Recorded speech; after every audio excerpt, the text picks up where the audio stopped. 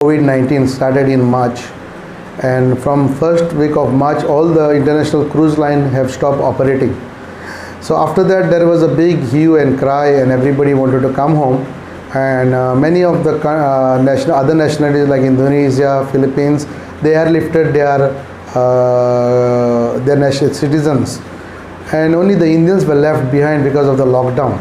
So now today we are on 21st of May, and 1 week ago there is some kind of movement and the crews started to come. The MHA guidelines came for ports in April. So then based on that, many ships, because still the airports are closed, they have given permission only for chartered flights. In the meantime, many companies like Royal Caribbean, Celebrity, NCL, Princess, Carnival, due to the Indian government's lack of coordination and the lockdown, and there was no response to send a crew back to India, they started to drop their crew members via ships. It's a huge expense, it's a huge loss for the companies. After 3 months of feeding the crew on board without any passengers, there is no sign of future business for the cruise liners. But still, they are very unhappy with the Indian government because they have not been able to take their own citizen. The companies are ready to pay for everything, but now after 3 months they are also going to the financial crisis. Now there are ships which are Royal Caribbean, one ship called the Anthem of the Seas, which left 1 week ago Miami. They collected all the crew from Royal Caribbean, the Indian crew, which is 3,500 in that 5-6 ships around them, and they have left the voyage. They are at the moment today reach Gibraltar in Europe. They will be doing the bunkering, and then they will collect other crew from other European Royal Caribbean ship and proceed to India and Goa and Mumbai. Similarly, Carnival have left from Los Angeles last month. They already reached to Manila. They are dropping some crew in Manila, and they will be also dropping around 2,000 crew, Indian crew in India. Similarly, Norwegian cruise line also announced that their ships are also leaving.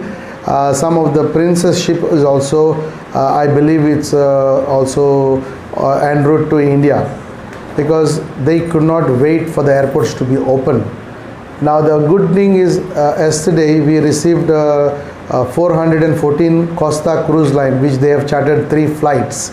So the crew of the Goan crew is arrived. That is the first big breaking, like the news for the seafarers. They arrived by charter flight. Similarly, MSC is also are waiting for permission for the flights to come to India. They are also hiring the chartered flights, and also the other cruise lines are also looking forward.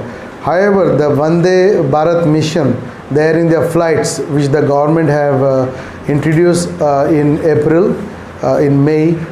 So no flights came to Goa. That is the biggest disappointment. Plus the expense, the fare is very high, 50,000 from Europe. So the good news is then more charter flights are waiting for permission from the Indian government. So that is a good thing. And I hope more today from South Africa, MSC crew have come to Mumbai. They are on their way with the bus. Out of 71 Indians, they landed. 46 Goans are coming to Goa. And then the major issue about the quarantine. Only the Goa government is charging for the mandatory paid quarantine, whereas the MHA guideline says if you are tested negative, you have to be home quarantine. And all the people are going home in other states. All the seafarers are going home once they tested negative. Or if they tested positive, then they have to go to the hospital. Now the Goa government have put such a big burden on the cruise line. Huge expense by bringing all the ships, and also this quarantine money, which is they are not very happy about it, but they don't have choices. This is the sad part of the Indian government and the Goa government, which they have only charging in Goa for the quarantine facilities. It's a huge amount. And similarly, there are a couple of ships which have already arrived in Goa in first week of May. They came from Dubai, 7 Seas Voyager, and they have been quarantined in Goa. Karnika also is a ship which is from Dubai to India. They were on board for 3 months. Finally, they got a permission. They are also in quarantine in Goa in the hotel. And also there is another ship which is came from Mumbai also. So all the Goan crew are quarantined by paid quarantine in Goa. That is the biggest challenge what we have.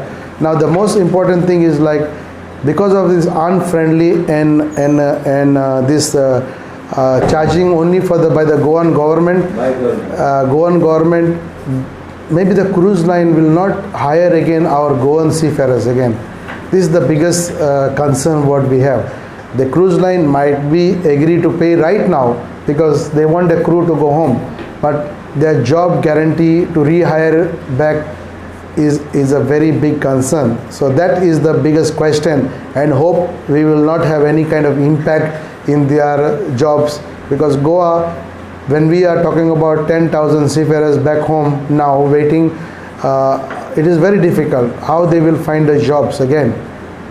Plus the people from Gulf countries, from London, from Europe, from United States, they will be losing their jobs. They are also coming back home.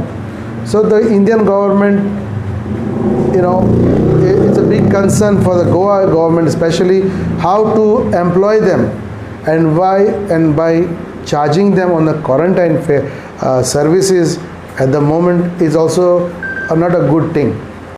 Well, I had read saying that some of the cruise ships wants to sue Goa government for the paid quarantine.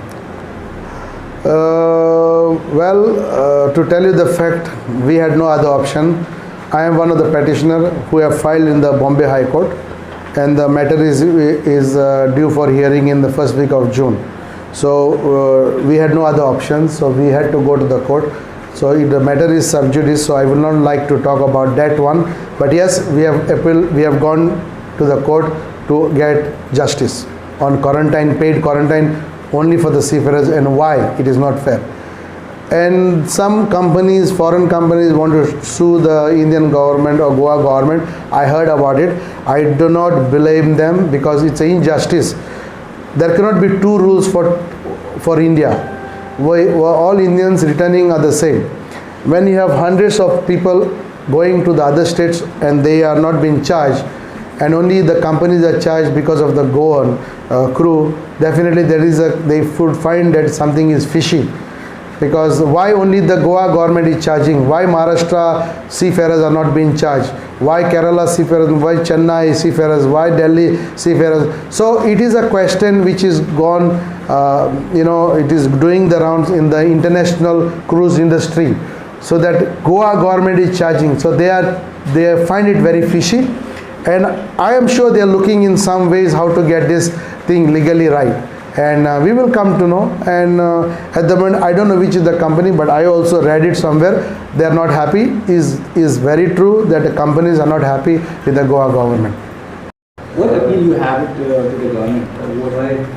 See, the first appeal is about to take back that quarantine charge, circular which you are charging the companies. That will give a big relief, and that will help us to show that we are a friendly state of Goa, which we were always been popular for. And because of this quarantine charges only by Goa government, except all over India, it's a bigger concern. That is my first appeal. The second appeal to the Goa government is to work together with the seafarers, NRIs, to the shipping companies, how this next coming months, there will be a financial problem for everybody, the job loss, and this situation should not become worse. So the government have to come up with a policy how to tackle this.